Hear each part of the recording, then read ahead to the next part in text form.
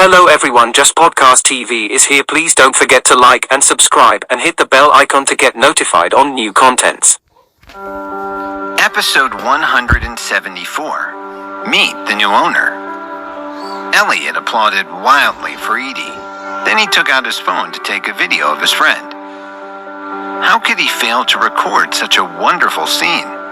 However, Vanessa curled her lips, indicating that this was not anything special. But there was no need to be a jerk. Although Vanessa didn't care for Edie, she still clapped for her. Edie was very glamorous up on the runway. It was as if, with makeup, tailored clothes, and well-planned lighting, she had changed into a different person. Very soon, her debut was over. She came back into the audience and took a seat. Many people came over to speak to her, including some giants from the fashion world. They all wanted her to model for them. Elliot, the business genius, immediately got involved. He acted as Edie's manager and started to discuss business with these fashion moguls. He got her several modeling contracts. Edie was thrilled. She called her father back in the States and told him the good news. He shared her excitement. Edie was quite sensible. She insisted on treating James and the others to a meal and expressed her gratitude to James. Her feeling towards him had completely changed. Just then, Simon Boulanger walked over and sincerely invited James to have dinner with him. However, James rejected both offers. James smiled at Simon and said, "Thank you for your sincere invitation, but I still have some important guests to entertain tonight. I'm sorry, but I must decline your invitation." Then James smiled at Elliot and said, "When you're done here, do you want to have dinner with me? We haven't drunk together in a while." Elliot laughed and said, "You got it." After James finished speaking, he took out his phone and dialed a number. As soon as the call was connected, a very energetic voice came from the other end of the phone. "Hello, this is Mr. Bailey, manager of the Verrery Garden. May I know who you are?" "I am James Tucker," he said calmly. On the other end of the phone, Bailey exclaimed when he heard that. "Oh my God, the new owner! You finally called me." James said, "Come out and see me now." Where are you?" "In the inner part of the Verrery Garden." James roughly described his current position and then decisively hung up the phone.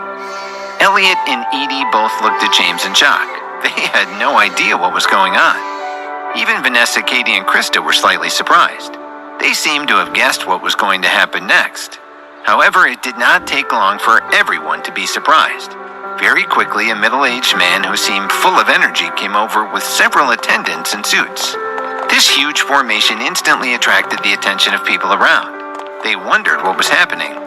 "Hey, Mr. Bailey, what are you doing with all these people?" asked Simon. In the past, Bailey would have greeted Simon warmly, but today, because he was in a hurry to see his new boss, he ignored his friend. Simon was stunned. What was going on? Then he saw Bailey heading straight for James. The people with him might have been in suits, but Simon knew that they were all highly trained security personnel. He wondered if James had done something to anger them. The other onlookers also wondered if this guy, who stood out in his casual clothing, was in some kind of trouble. Then they heard Bailey and his entourage greet James respectively. "Hello, sir." "Greetings, sir. We welcome your presence." The scene stunned everyone around them. None of them had expected this. This misfit was the owner of the place. Everyone was dumbfounded. Elliot and Edie both looked shocked. What was going on? The Verrery Garden was on par with the Eiffel Tower, the Arc de Triomphe, and other Paris landmarks. How could it be James's private property? Could it be that James's ancestors were French? The more Elliot and Edie thought about it, the more shocked they became. It didn't seem to make any sense. Everyone else around them was also remarking on it. "Heavens, who's that guy? I thought he was just a slob dressed like that. Unbelievable, unprecedented. The Verrery Garden is someone's private property? How did he do it?" Vanessa, Katie, and Krista were also surprised, but not as much as the others. After all, they had seen too many such strange rewards, like the winery. James nodded and started to carefully size up his manager. Bailey was about 45 years old. He had a crew cut and a sharp gaze. He looked very energetic. James said to him, "Tonight, arrange a banquet of the highest standard for me. I want to entertain my distinguished guests." "Yes, sir. I will arrange it right away." James liked his personality very much. He didn't ask any questions, he just got to work. Bailey instructed his followers to inform the relevant personnel to make arrangements. Then he extended his hand to James and said, "This way, please, Mr. Tucker. I will take you and your friends to the palace to rest." More than a year ago, a mysterious man had bought the Verrery Garden. The man's name was James Tucker, but he had never shown up. It was only today that he'd suddenly appeared. Even the manager of the place did not know what means this mysterious man had used to obtain the garden. However, he was the boss, so Bailey had to serve him faithfully. James nodded and said to Elliot, "Let's go. You don't have to think about anything tonight. I will arrange everything." Elliot nodded and said, "Okay." As Bailey took them to the palace, many curious people followed behind. No one looked down on James anymore. People smiled at him and called out friendly greetings. There were also many business people who tried to curry favor with James, but James ignored them all. The day's events were over. Paris Fashion Week would continue here tomorrow, but many of the attendees lingered to enjoy the beautiful garden itself. Next to the Verrery Garden was Verrery Palace. Anyone could visit the garden, but the palace was restricted. Bailey led James and the others to the door, where a few big men were pleading to be admitted to take a look. However, the guard shook his head repeatedly. That would be against the rules. But wait, these were the NBA players, including James's favorite player, Gabe Wallace. What a stroke of luck. James had been thinking about how to invite them to have a chat with him. Even in suits, they still looked tremendously strong. When Wallace and the others saw James, they smiled and hurried over. "Hello, are you the owner of this place?" asked Wallace with his signature smile. James smiled and said, "That's right, Mr. Wallace. You know me?" "Of course, I'm a huge fan. Can we come in and take a look around the place?" "You're very welcome," said James, "as long as I can take a picture with you." Wallace laughed and agreed. James took the picture, and then they all went inside.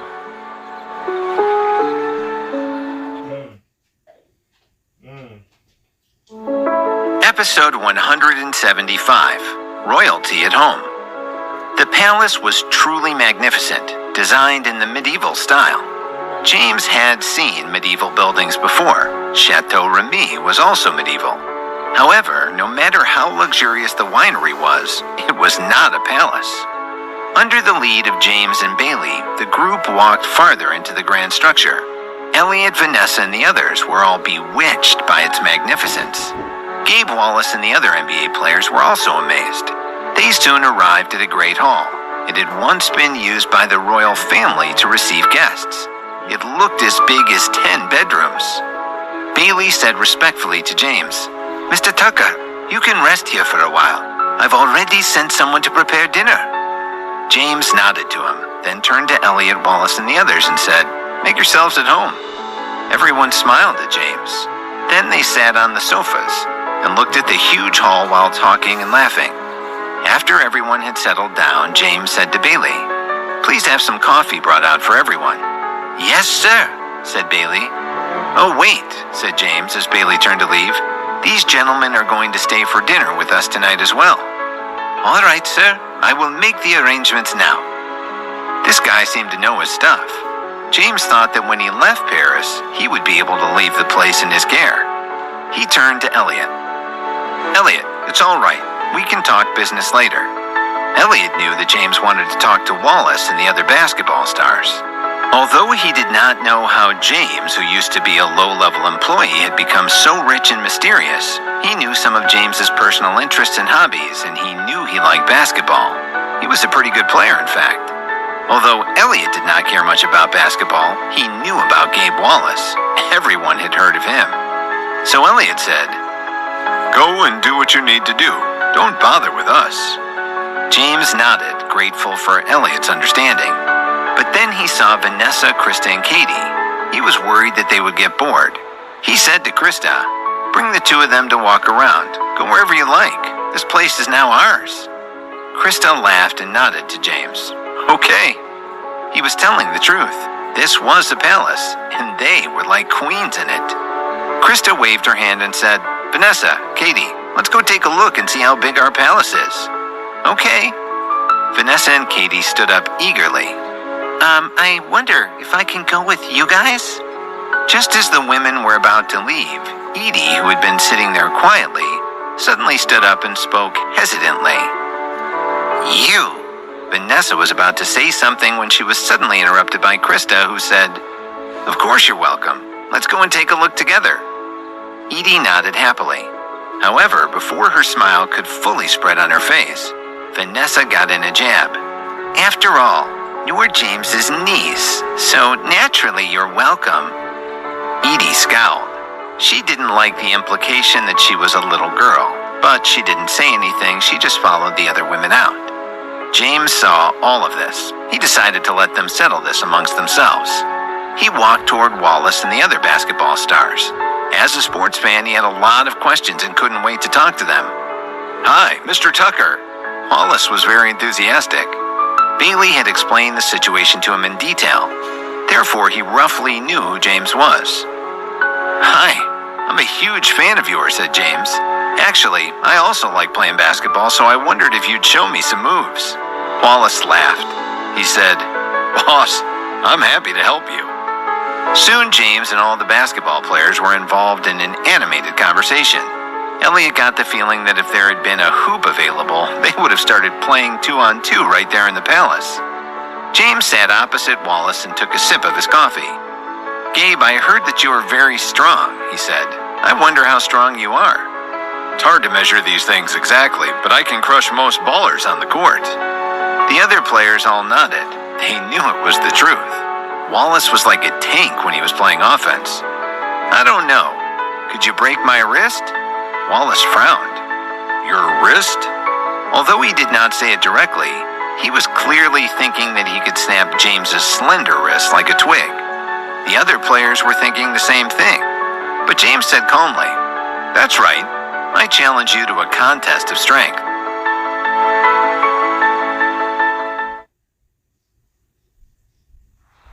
Episode 176, Feats of Strength. Gabe Wallace hadn't expected to be challenged to a bout of arm wrestling, but James was his host. He would go along with it. Elliot, who was bored out of his mind, came over just then. He didn't think James was serious, but regardless, this was better than listening to the athletes talk about basketball. Wait, said Brock, one of Wallace's teammates. James frowned. What's wrong? Brock smiled. We don't have the right equipment, he said. And I think I want to warm up with James first. How about it? Oh, of course. James turned to one of the servants and said, Go tell Bailey to bring a professional arm wrestling table. Yes, sir. Bailey was very efficient. Soon the table was brought. James and Brock then readied themselves. Wallace would act as referee. At his signal, James and Brock began their contest. Brock figured he would only need about half of his strength to deal with James. It was all pretty silly, but he was willing to humor his host. However, just a second after they'd started, Brock changed his mind. He had no choice but to use his greatest strength to counter James. He didn't want to lose to this ordinary-looking guy, so he quickly frowned and exerted all of his strength. His face turned red. On the other hand, James had a relaxed expression on his face, which wasn't red. He looked as if nothing were happening. Even Elliot, who was rooting for him, was struck dumb. It seemed redundant to root for James, who had the advantage. Moreover, everyone could see that he was holding back. Brock was fighting for his life. Only now did he understand that this was not a warm-up. He was clearly cannon fodder. Unfortunately, it was too late to take back his offer now. Finally, James ended Brock's struggle. Brock shook his sore wrist and said respectfully, Mr. Tucker, you are too strong. That's very kind of you, James said politely. By now, Elliot was no longer bored. He patted James's shoulder and said, Bro, you are awesome.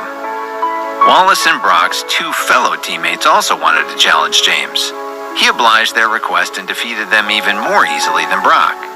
Seeing the three people in front of him lose and James win so easily, Wallace took James seriously. However, he still had absolute confidence in his strength.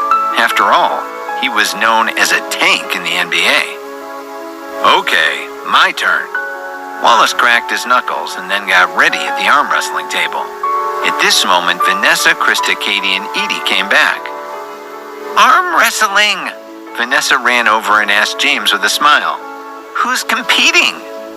Me and my idol, the one and only Gabe Wallace. Vanessa's jaw dropped. James, you are bullying your idol. You are so inhumane. Everyone was speechless. Even Wallace shook his head repeatedly, indicating that he was helpless against this girl's words. Can he bully me? Wallace asked himself.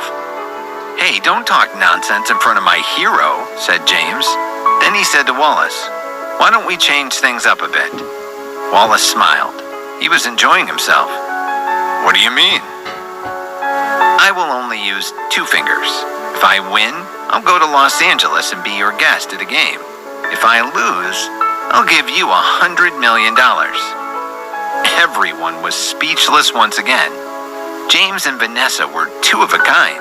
They just said whatever was on their minds, even if it sounded crazy to everyone else.